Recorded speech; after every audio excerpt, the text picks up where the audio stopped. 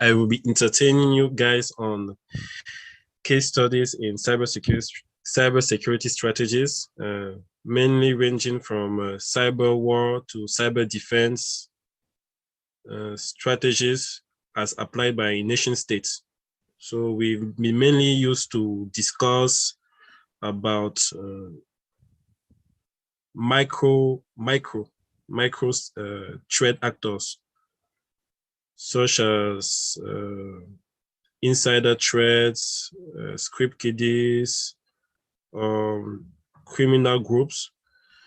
It would be more interesting today to discuss about how nation states view cybersecurity globally. So this is the content of the presentation. We'll cover cyber warfare strategies, wide spectrum of why nation states wage war against each others.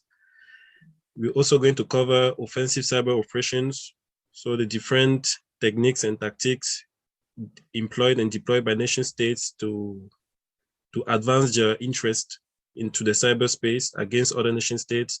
And we're also going to talk about the art of defense, how nation states can better protect themselves by first thinking strategies. So what are the elements of building blocks that nation states should put together, should start thinking about before going deep into the technical part of cybersecurity?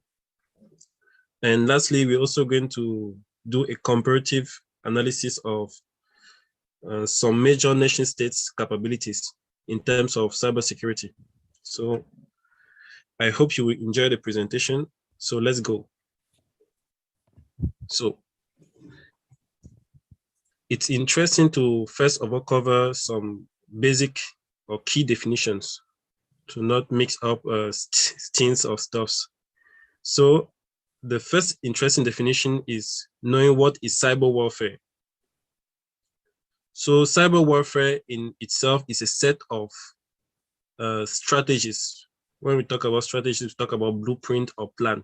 Set of plans used by a nation state, actor, or organization aimed at attacking other nation states' information systems, infrastructures, with the intention of either disrupting, damaging, or destroying it in order to advance its own interest. Because same as military operations, traditional military operations, nation states do not wage war to other nation states out of nothing. There should be a reason behind. There should be a motivation. So cyber war in itself, which is different from cyber warfare, which is a set of strategies, cyber war in itself is the act of waging war on another nation state in order to achieve either strategic, political, economic, or ideological objectives. It can either be, when we say ideological, it can either be democracy against communism, like America against China, or America against Russia, or political, like one nation state wants to interfere with the electoral process or system of another nation state in order to achieve some political advantage, or economic, like into economic warfare, countries trying to have an advantage economically, like destroy the industry of another nation state, of a competing nation state.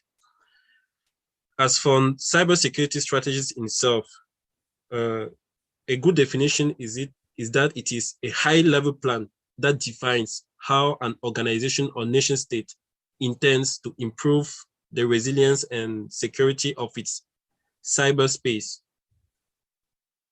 So these are the basic definitions that we've covered. So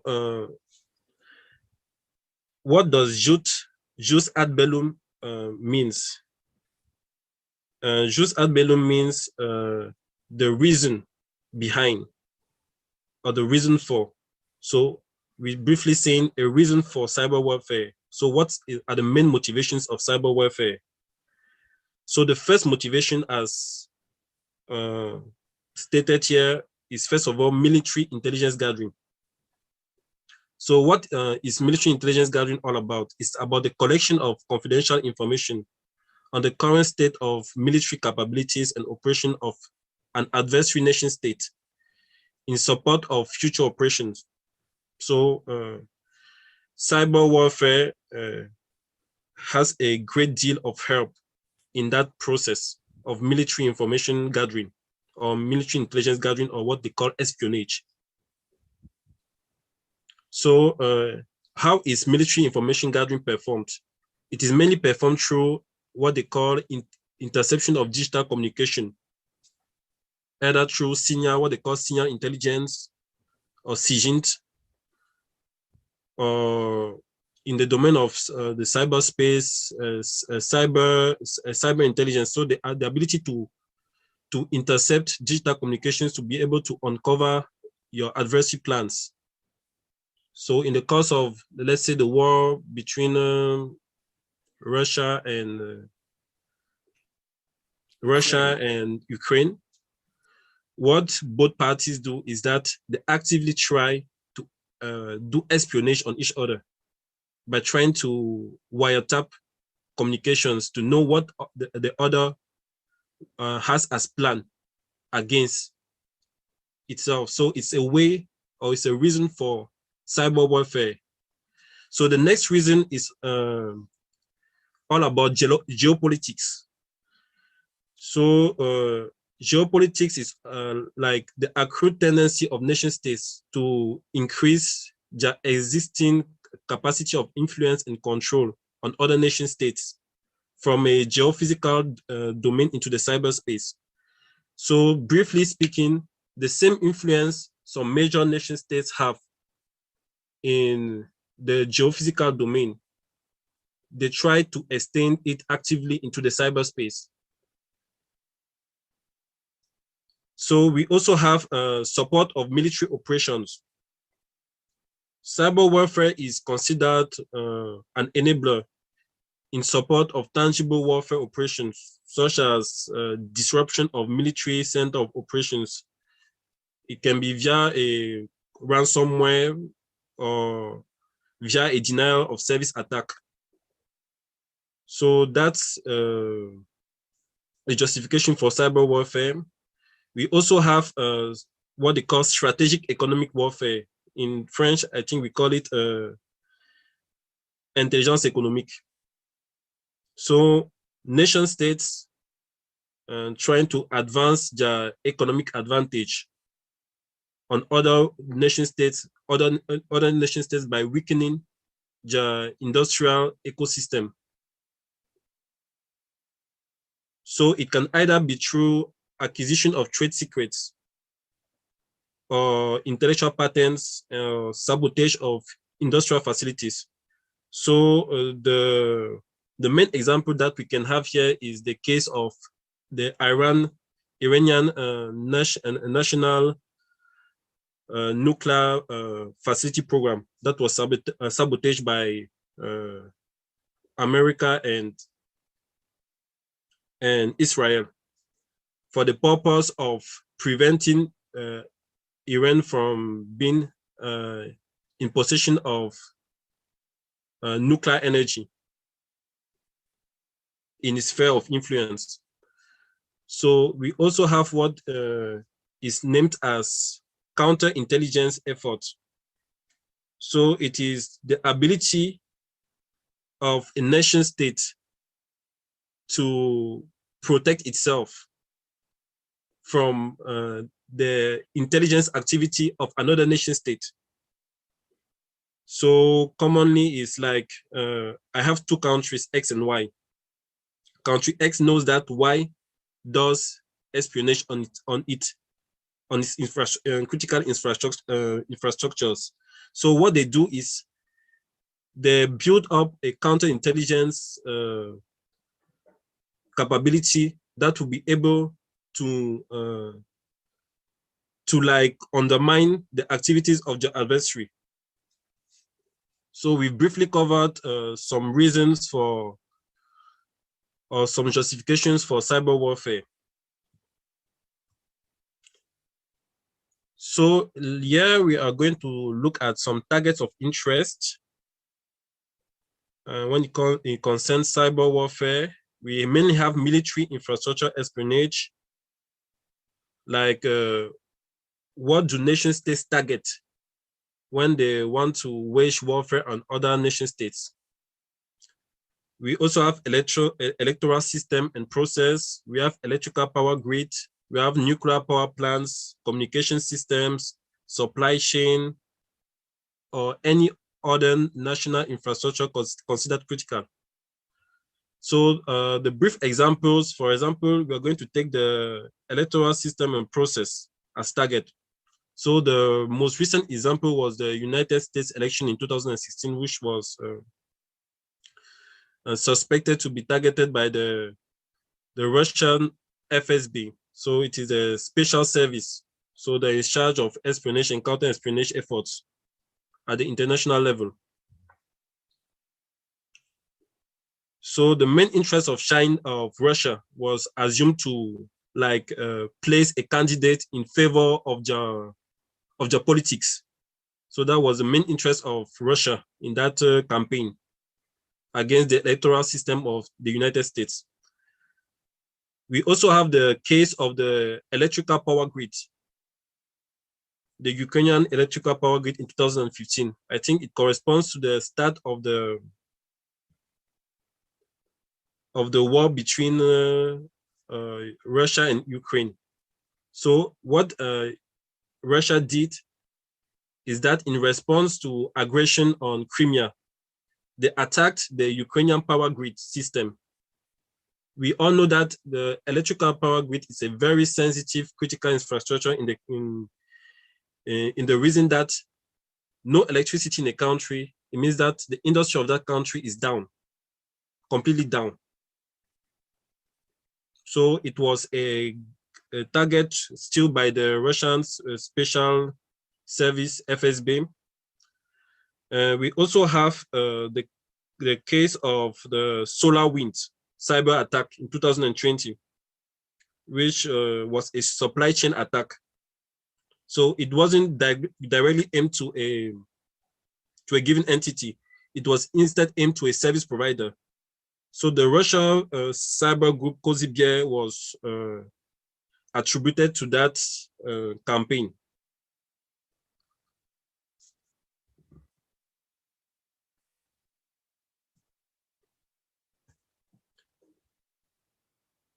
To round up with the spectrum of cyber warfare, we are going to cover the MIT attack framework. So the MIT attack framework is a framework that contains knowledge about adversarial capability in terms of tactics, techniques, and procedures.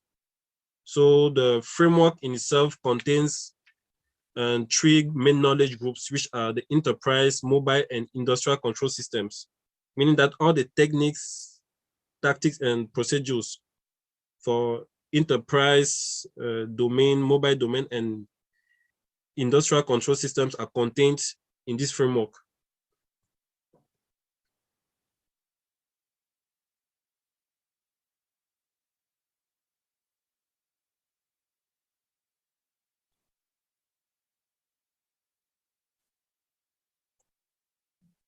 We're going to visit the link.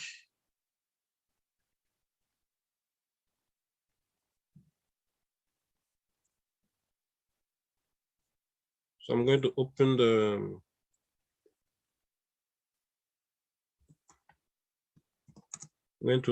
the attack MIT framework so that we can have an overview of how it functions.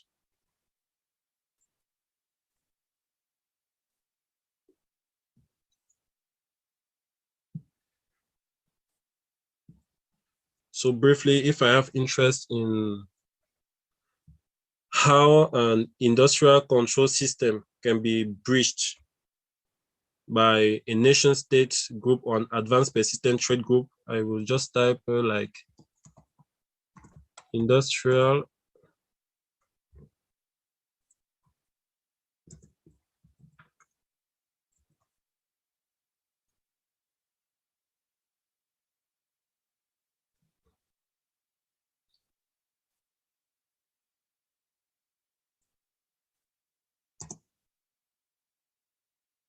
It's a bit buggy, sorry.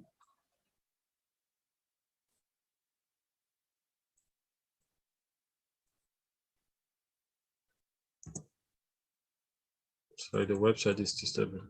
It's industrial.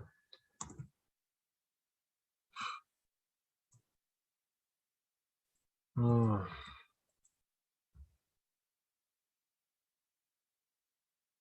What is happening?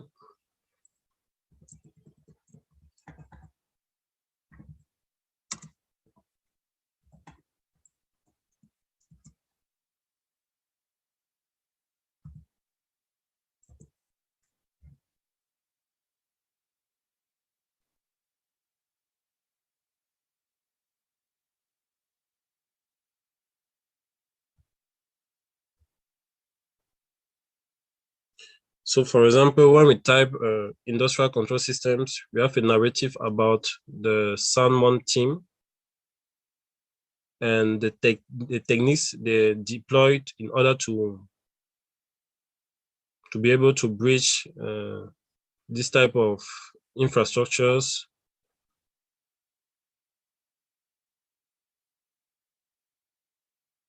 The various techniques. We're going to take off this.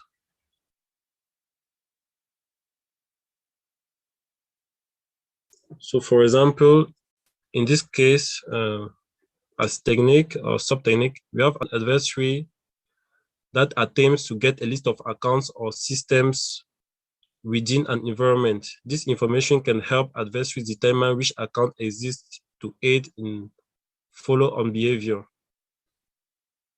So these are the procedures followed. We have the advanced persistent group 29, obtaining a list of users and their roles from an exchange server. And we also have another type of procedure from sheet rat reporter, listed all non-privileged and privileged accounts available on the machine. So, like I said, the Meet Attract framework briefly gives us information about how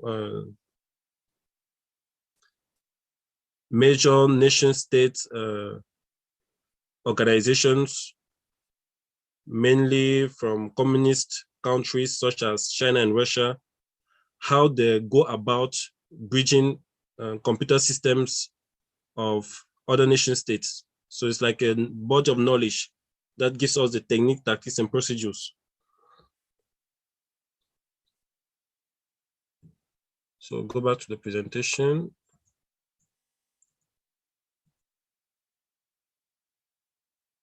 So here we're entering into the offensive part of cyber operations. So we're going to talk about how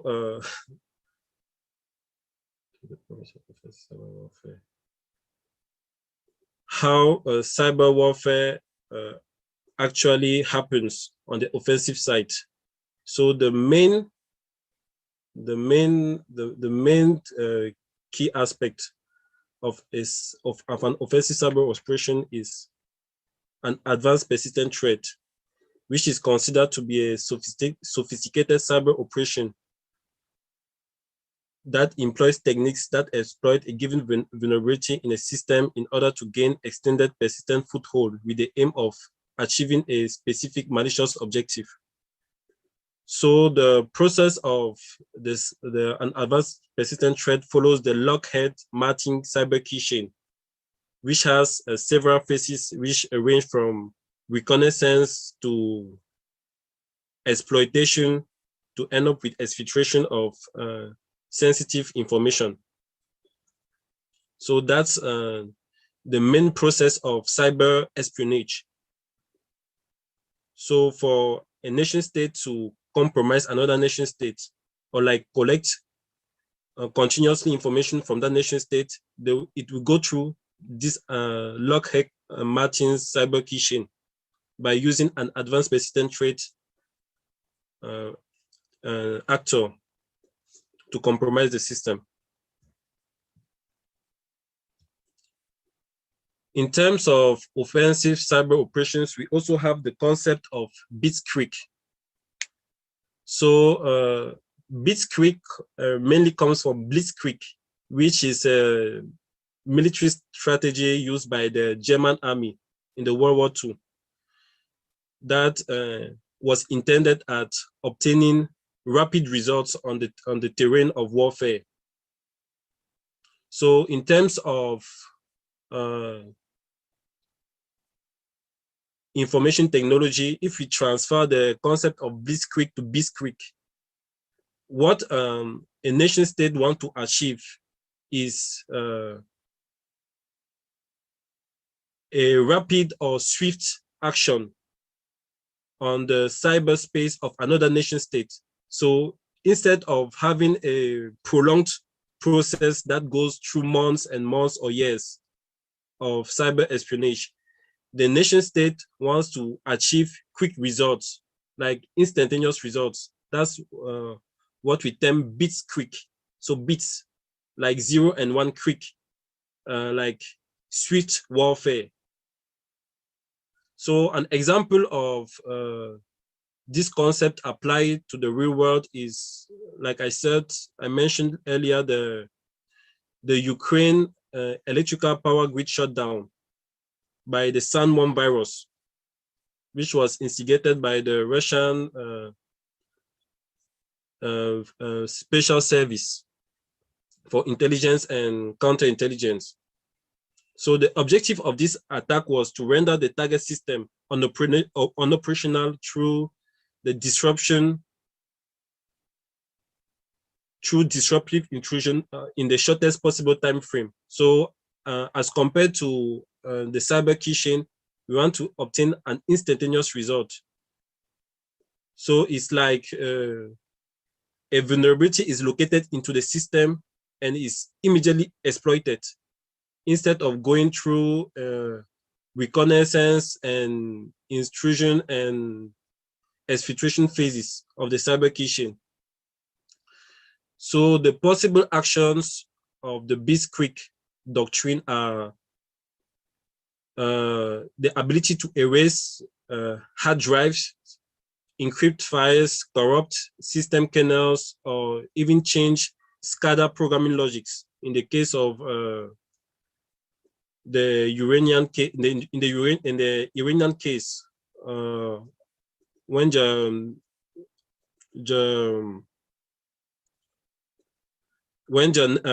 nuclear power facility was destroyed by combined efforts from America and Israel. So another type of cyber operation, which is termed offensive, is distributed denial of service attack. So the distributed denial of service attack is the ability for a malicious actor to direct malicious traffic to a given target through a range of infected devices called bots. So that range of infected devices called bots it forms what they call a botnet. And it's through that range of infected devices, so this network of infected devices called botnets, that the malicious actor controls these systems to direct malicious traffic towards a victim. And the reason for this type of cyber operation is to cause disruption in the availability of the information system that is targeted. So an example of such distributed denial of service attack is, we have two examples, which are the DNS amplification attack. So in this case, DNS queries are being forwarded to what they call open resolvers in the internet, and the IP address from which these queries are being forwarded are spoofed IP addresses. So IP addresses of a victim system are being used in such a way that a huge amount of malicious traffic will be forwarded to the spoof target. to render it unoperational. And we also have the case of the Mirai botnet attack, where multiple Internet of Things devices were compromised, and they were like instructed to send huge amounts of requests to a given target, to a given range of targets, to make it unavailable.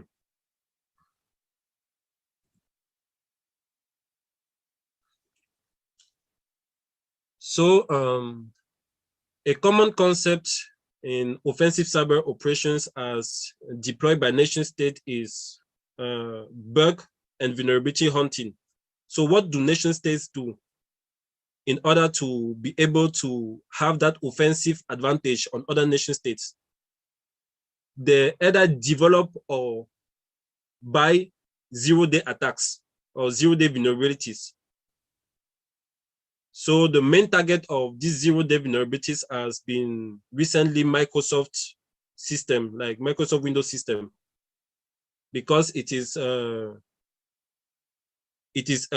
operating system that is widely used, be it on the server side than on the client side. So in terms of abilities or in terms of capabilities, we have the purchase of zero-day exploits by nation states to compromise systems. This is mainly the case of the United States of America and even the European Union. That's what most countries in those areas do. So they actively purchase zero-day exploits from developers in order to have that strategic offensive advantage on other nation states. There's also the development of vulnerabilities, like in the case of China, which has an active and advanced vulnerability research program in that sense. And as for the development of exploits or vulnerabilities, Russia is well known for that. They have well advanced capabilities. So the strategic objective of developing and hunting for bugs and vulnerabilities is, first of all, to obtain initial access to a foreign nation state system and also maintain a tactical advantage on another nation state.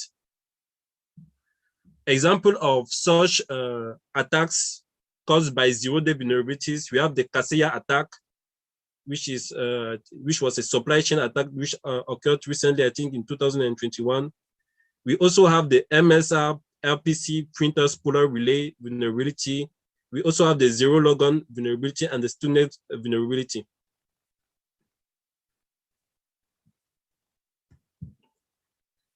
So in terms of cyber operations, we cannot neglect social engineering and phishing. So social engineering is the psychological manipulation of the human element in order to perform an action that will lead to the compromise of confidentiality and integrity of a system. So social engineering is based on 6 principles as stated by Cialdini, which are reciprocity, commitment, consistency, social proof, authority, liking, and scarcity. So phishing is just like a sub-array of social engineering. If the fact that it is a type of social engineering when the attacker sends fraudulent messages through email or through SMS in order to trick a person into revealing sensitive information to the attacker. So the main objective of social engineering and phishing is the leakage of confidential information. So we briefly covered the array of offensive cyber operations. Now we're going to look at how nation states can better defend themselves from cyber attacks from other nation states through proper strategies. So as Sun Tzu stated, I think everyone should know who Sun Tzu is. He's a Chinese warlord in the medieval period, which came out with a book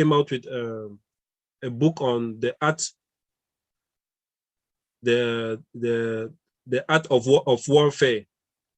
So he stated this: if you know the enemy and know yourself, you do not need to fear the result of 100 battles. But if you know yourself but not the enemy, for every battle you win, you will suffer defeat. And if you know neither the enemy nor yourself, you will like lose every battle you go into. So briefly speaking, it stated that it is important to think about cybersecurity from a strategist point of view, meaning that you must be able to know your strengths and weaknesses, and also know your adversary's strengths and weakness as a nation. And this goes through proper planning of your defense strategies. So how to briefly plan a national defense strategies? It goes through a series of steps or actions. So the first aspect is to be able to define your cybersecurity landscape. What do we mean by cybersecurity landscape? We mean what is of importance that you seek to preserve as a nation. Is it your industrial facilities? Is it your electoral system? Is it a critical information system that serves your citizens? So you must be able to identify what is critical to the survival of your country in the cyberspace. First, that's the first step. The second step is to be able to perform a risk assessment of your landscape, of your cyber landscape, and identify the threats and vulnerabilities that can undermine the resilience and security of your cyberspace. Then the next step, when you've done this analysis, is to produce a cybersecurity strategies that gives the overall orientation that your country wishes to follow up in order to protect itself from other nation states and other type of threat actors. After producing the strategy, the next step is to develop an action plan that will enable you to know exactly to have a roadmap of the various sub-steps that you must follow in order to achieve your strategic goals. And the next step is monitoring and evaluating what you've defined in your strategy, and continuously improving and updating your strategies. So some countries like America, France, other European countries, what they do is that they set a national security strategies for an horizon of, let's say, 5 years. That covers what they intend to protect or focus on in terms of cyber defense strategy.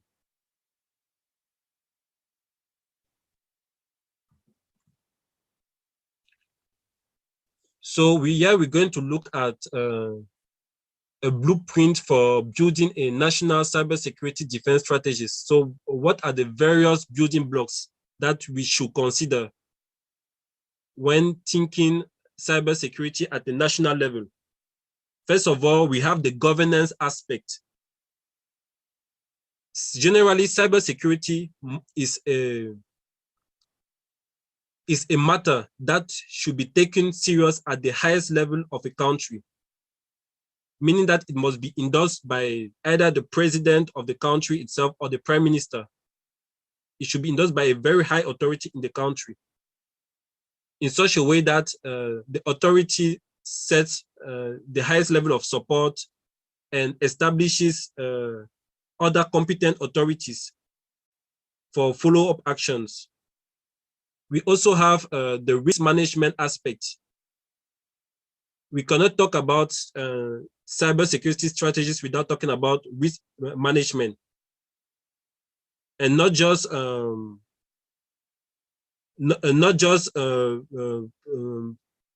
once in a while risk management, but continuous risk management because the threat landscape of a country constantly evolves. That's why risk management is an important building block or blueprint in national cybersecurity defense strategies.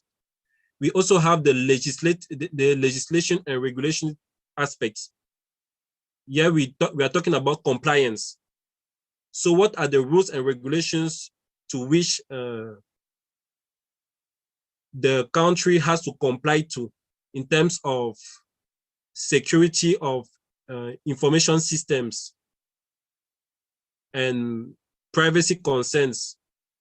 So the country or the authority in charge of cybersecurity must be able to define that compliance environment in which the country is evolving, because the compliance environment of one country differs from another. For example, what is practiced in the United States is not exactly what is practiced in the European Union in terms of legislation and regulations. For example, the European Union has the EU GDPR that controls the privacy of personally identifiable information of its citizens. Whereas in the United States, I think there is instead the Privacy Act, which is somehow a bit similar but different. We also have preparedness and resilience. When we talk about preparedness and resilience here, we are talking about the ability to develop a cyber incident response capability in order to respond to major national crises in the cyberspace. We also have capability and capacity building. In this building block, we are concerned with the country's ability to train and build a cybersecurity workforce to tackle the various difficulties that the nation state or the country might entail in its process of developing its cybersecurity strategies, because you can develop a cybersecurity strategy if you don't have the proper workforce and if the proper workforce is not adequately trained. We also have a consideration for critical infrastructure services and essential services.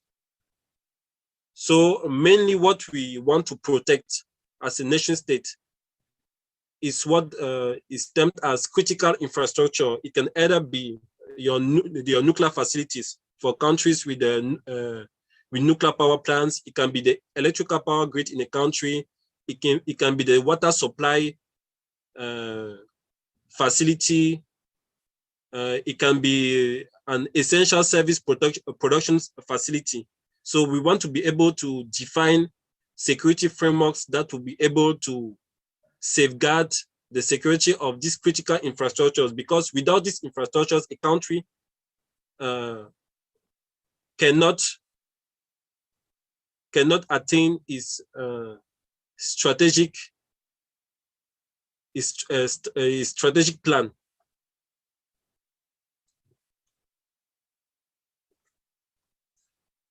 So in terms of defending a country's critical infrastructure, there's a series of best practices and trends, such as threat intelligence and hunting, which entails the ability to know how an adversary or an adversarial nation state could be able to compromise the security of your critical infrastructures. So it's interesting for a country to be able to invest in such best practices, such as threat intelligence and hunting, vulnerability management, to constantly make sure the systems to be protected are continuously monitored for discovered vulnerabilities. There's also compliance auditing. This is what most countries do. For example, we have the ISO 27000 compliance framework that helps organizations attain a certain maturity in the information security program. We also have security awareness. We have technologies such as endpoint detection and response, security information and event management. We also have SOAR, security orchestration and automations and response, which helps organizations automate their security infrastructure in order to be able to detect and fight against and respond to cyber attacks more efficiently. So these are the series of best practices that could be included in the process of securing a country's critical infrastructure. So we also have the major defense framework. So it's a bit equivalent to the major attack framework. But the only difference is that it is focused on defensive efforts. So as main defense technique here, we have hardening, detecting, isolating, deceiving, and evicting. So we have a series of sub-techniques under these techniques, which range from application hardening to platform hardening. Under the detection techniques, we have network traffic analysis to platform monitoring. Under isolation, we have execution isolation and network isolation. Under deceive, we have the use of honeypots, or what they call honey networks, in order to be able to detect adversaries and deceive them. We also have eviction, which goes from credential eviction to process eviction. So the MID defense framework is a great resource for a country into the planification of its cybersecurity strategies in such a way that nation actors such as enterprises, essential service providers, and critical service providers can use this framework in order to be able to better protect themselves from cyber attacks and cyber threats. So we are ending this presentation with a comparative analysis of nation states' abilities in terms of cyber offension and cyber defense. So the main countries we have in this list here are the United States, Russia, China, and Iran. So in terms of strength and weakness, for example, the United States is well known for its senior intelligence capability and EOCON. EOCON means Offensive Cyber Operations Maturity. So we all know that the United States is capable of launching a series of cyber attacks on other nation states in a seamless manner. So the main weakness of the United States posture or capability is the sprawling operational bureaucracy. This means that for a decision to attack another nation, it won't be taken instantaneously. It has to go through some approval by the Senate of the country before any cyber operation is launched, which might slow down an ongoing effort. So we have the case of Russia, which is well known for its dedicated research and development capability.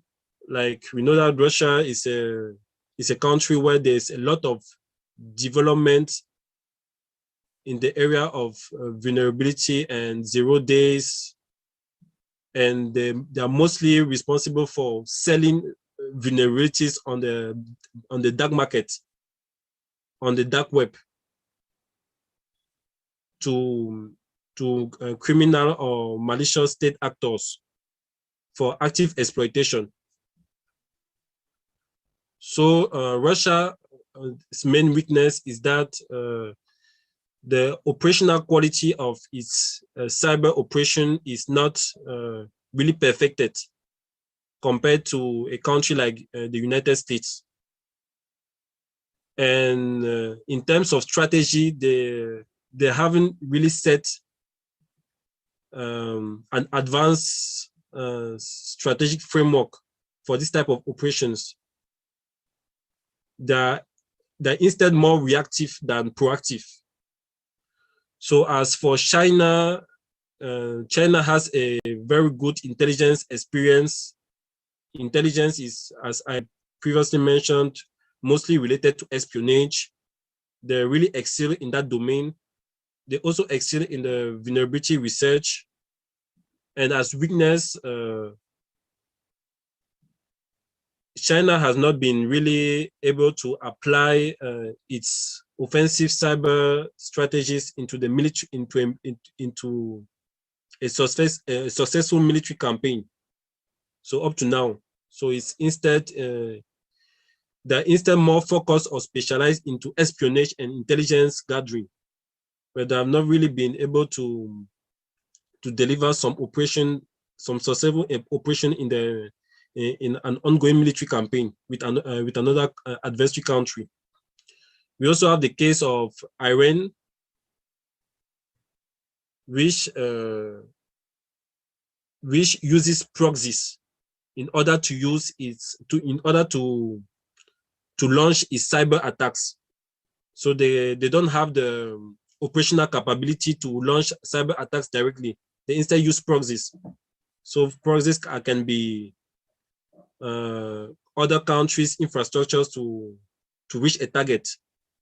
So, but they themselves, they don't have the sufficient operational capability to perform certain cyber operations. So, as a weakness, they have a low quality tooling. Tooling here means that the tools that they develop for cyber operations are not really sophisticated, in a sense that they are not able to reach the strategic target.